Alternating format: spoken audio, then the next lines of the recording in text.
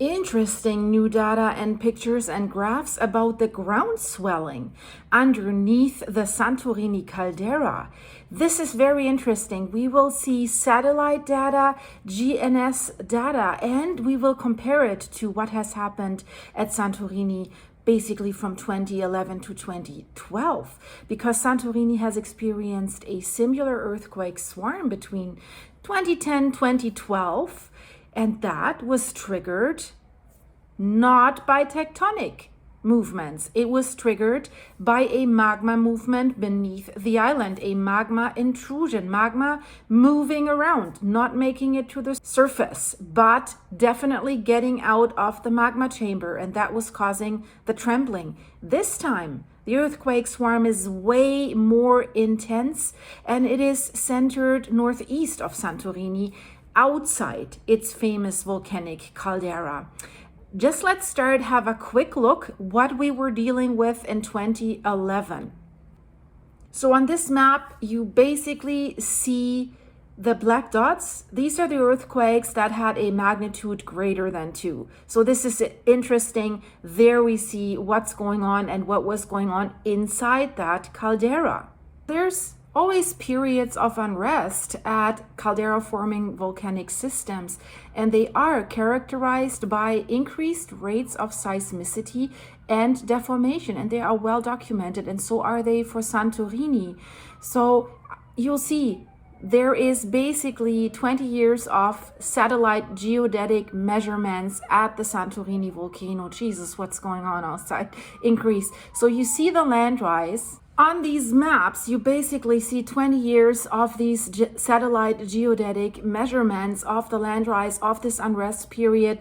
But what is interesting for us right now is what is the land rise doing in the Santorini caldera right now, because we do have one there right now. And this is the satellite picture that I've shown you before, but there is a new graph that I would like to show you. So if you see that map here, this is the caldera of Santorini, and then you see the two volcanoes here. This is the center of the inflation of the land rise. So this is the center of 2011, and this is where we see it right now since 2024. And then you see the current GNSS measuring stations that are here. They have different names. That's how they call them here. So these three, and the yellow ones, they were the ones that they were using 2011, 2012. So it's not clear from that graph if these measuring stations are still there. It doesn't seem like it.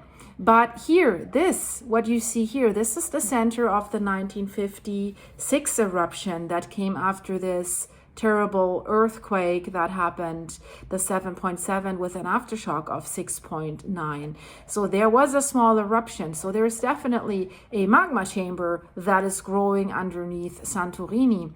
And that's the interesting thing, so that we know where it is. And now I have interesting data for you that show you actually what is happening, how much is it rising. So if we look at this, the latest update is from February 8th, but we know just in the last 3 days, the earthquake swarm has accelerated in magnitudes. We had 3 magnitude 5 just in a few hours, just yesterday, and then 4.9, 4.8, lots of earthquakes in the 4 range.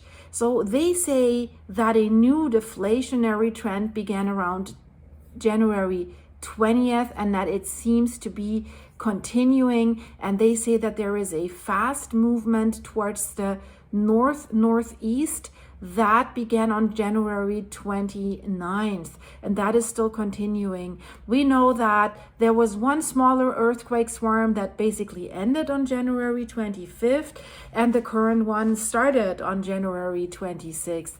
So they're having this here on this side in millimeters, and this started measuring January 24 until basically the end of 2024. And they're showing here that is the upward trend, that is the trend how far it's going north, and that is the trend how far it's going east. So it's going upwards, it's going northeast. And again, this is this area here that we're talking about right now. And then they have shown us here what is going on in 2025, and that's of interest for us. So January 25 until February 12th. Well, they haven't had any data till today, but probably, yeah, I don't know, the 8th, right? February 8th. So how is it going up? Not really so much. How is it moving north? Quite a bit. How is it moving east? Quite a bit. Now let's look at another graph. The elevation time series here, basically starting from 2022 to 2025. And you can see that it is going up here. These Metrica, Hepos, Uranus, these are just the three seismic stations that we have here. I'll show it to you again. The three GNSS stations that are located on the island. So Sant is probably an interesting one to have a look at, what Sant is basically telling us.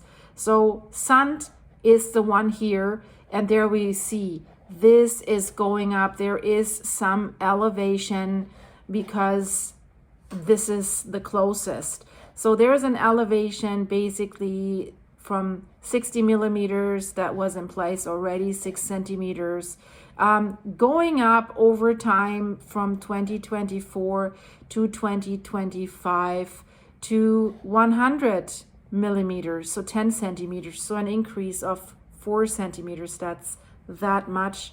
And then we're looking at the other station here.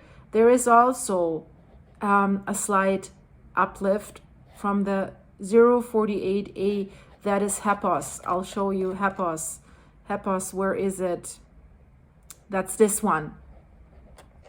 And then the last one, we will look at this one. Doesn't measure too much, right? Because it is definitely further away, so there is nothing going on there, but definitely there is something going on here, and we've seen this in the satellite picture. And of course it also shows us the longitude time series in millimeters from 2022 to 2025. So you see the upward trend, and also the latitude time series. You see here this upward trend. And yeah, the interesting thing is the elevation time series that we're looking at here right now. What they're telling us is there is still the average uplift rate of almost a millimeter per year that still exists, also after the unrest that happened in 2011 and 2012. And then they're reporting about something that is a little bit strange. So they say there might be other GNSS stations around Santorini, owned by a private institute that is called ISMOSAF. They say it seems to operate geophysical and geochemical networks in Santorini. It seems, they don't really know, but there's no information or any data procured by the center, so they're not releasing anything. That will be so important right now if they have these stations and if they have been monitoring the Caldera Island for quite a while. So they're thinking that there are these measuring stations, the Mano, Afal, and Savi, but they're questioning it. They say if these stations really exist, making the data that they produce available to the scientific community that is currently assisting the Greek authorities that are in charge of managing the current crisis appears to be an absolute requirement, with which the Hellenic Cadastre and the two private agencies, Metrica and Tricomp, have complied on from the beginning. There's other institutes that are monitoring this, but it seems this company is not complying, not even saying anything. And what they're saying is, well, they're thinking about deploying more GNSS stations, but that kind of, like they say, the strategy for the deployment by the intervention teams of future additional GNSS instruments in the forthcoming days depends on whether or not these stations that are mentioned there actually exists. And if they do exist, it depends on the possibility of accessing the data they produce without delay. So gosh, this is really, really strange. I have mentioned the 1956 earthquake because what we're seeing right now is this trending zone where the earthquake clusters are. They're roughly 30 kilometers long and 80 kilometers wide, and it's shifting a little bit to the northeast. And what experts are thinking that this area is very likely on the southern side of the rupture zone of this very large tsunami-genic earthquake, magnitude 7.7, and its large aftershock 6.9 of July 9th, 1956. So it is in the same area, and that's why they are so worried that Santorini might experience another big earthquake. But also don't forget the volcanoes that are in this area as well.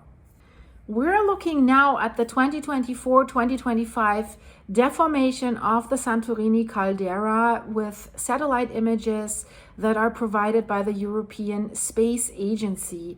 So these are geodetic data that are provided by the Sentinel-1 ESA satellite, and these data are very, very useful to determine the location and the characteristics of the source of the deformation around the Santorini volcano. This is how they're calling it. It is a volcano.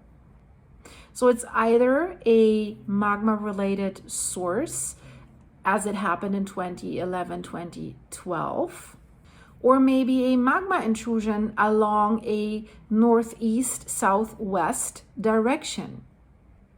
What we're covering in this picture is the period from October 2023 to January 2025.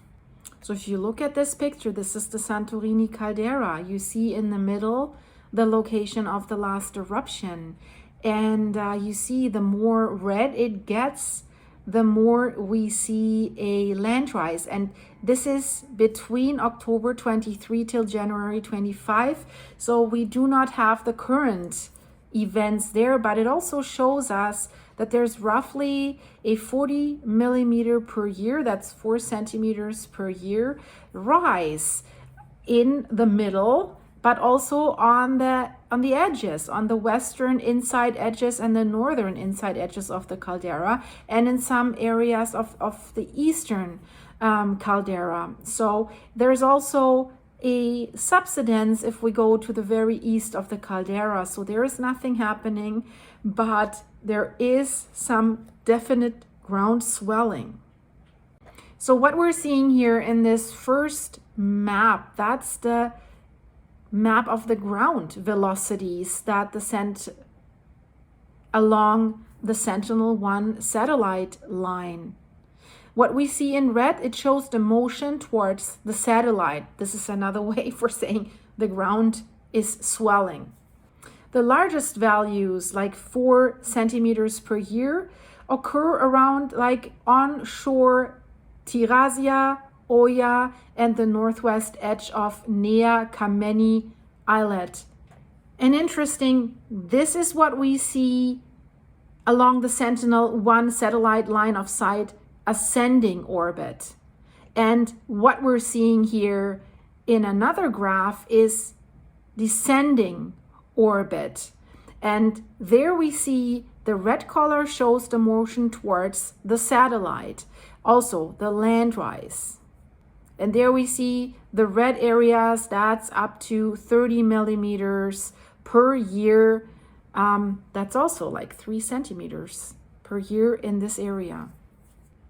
Largest value occurs around Fira, that's the east side of the caldera, Oya, and the northwestern edge of Nea Kameni Islet. And what we're seeing here, pictures until February 5th of this year. And let me get a little bit more into the technical details, because you might wondering, well, how come these two images are different, and what's the difference between ascending orbit and descending orbit? So if we collect data like satellite GNSS ground uplift data, we can collect that when a satellite is in an ascending orbit versus also when it is in a descending orbit. What's the difference? It primarily relates to the satellite's line of sight angle. There needs to be a line between the measuring station and the satellite, and the signal geometry and how it captures the source deformation. So let's start with ascending orbit. So the satellite moves from south to north, typically during the local evening. And descending orbit, the satellite moves from north to south, typically during the local morning. So in SAR, you always see this when it comes to satellite images that measure these ground uplifts. In SAR, that's interferometric synthetic aperture radar. The GNSS-based INSAR and satellite allometry data capture the deformation in the line of sight direction. The ascending pass views the Earth's surface from a different angle than the descending one, which affects how the uplift or a subsidence is measured.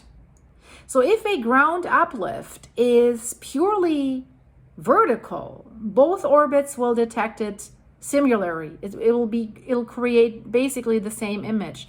But if an uplift is tilted or has some horizontal displacement, there may be discrepancies between the ascending and the descending orbit data, and that's what we see in these two pictures. And interesting would be now combining both orbits to allow for a more complete 3D analysis of the movement. So how do scientists interpret these data? They combine ascending and descending data to separate vertical motion, a uplift or a subsidence, from horizontal movement, right? Because if we only use one orbit, the measurements might underestimate or misinterpret true ground motion. Let's have a look at the current earthquakes. So this shows you the earthquakes basically until the end of February 11th, where we had lots in the magnitude 4 and the higher magnitude 4 and in magnitude 5. And the yellow ones, of course, are the more recent ones. And we see a shift towards the east. And that is interesting. Hopefully we will find out soon what is going on. And also here you see the distribution of earthquakes by magnitude until February 11th. And you see there's more in the 4 range now and some in the 5 range as well. And the 5, that is really significant. And also then in 1 hour distribution, the earthquake frequency over time from January 27th till February 11th. This is what you see in this graph. And you see there's really on February 11th, it really goes up high to the highest amount in that hour that we've ever seen since this earthquake swarm began. There was a little bit of dip in frequency between the 9th and the 10th. And this is always interesting. I love this graph. This is the cumulative seismic energy that is released during the seismic swarm. And you can see it's going up, it's going up. Then we look at the Gutenberg-Richter law with an earthquake histogram. You see the bars, the gray bars. That's how many earthquakes we had, basically the cumulative count of each magnitude over time. You see the magnitude on the x-axis and you see the cumulative count on the y-axis.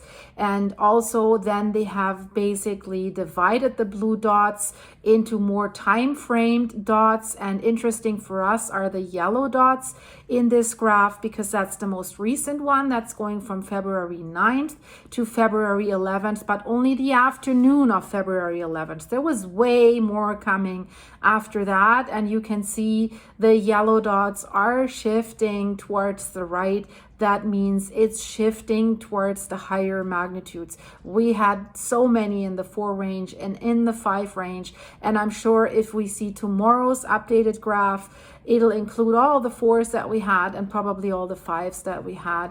And there you can also see it shows the bigger the circle here in this, if I play it for you now, the bigger the earthquake. And it's like a big cluster. So there are no signs that this earthquake swarm is slowing down, guys. And if you want to know more about this, I just released a video that is kind of interesting of a professor, a Greek professor. He's a specialist for seismic buildings or seismic building safety. And he says it depends where the earthquake is coming from, how buildings would collapse on Santorini, especially on the edges of that caldera. Will they collapse towards the mountain or will they collapse down the hill? Check out this video on the end screen. It's really interesting. And if you like this one, leave it a like, share it with your friends, guys. And if you want to support the channel, go to my buymeacoffee.com/silky website. The link is in the description of this video, and join me as a member for a lot of behind the scenes stuff. The links are all in the description of this video, so check it out. Thanks for your support, guys, for your coffees, for the supers. It helps a lot, and stay safe. I see you very soon. Bye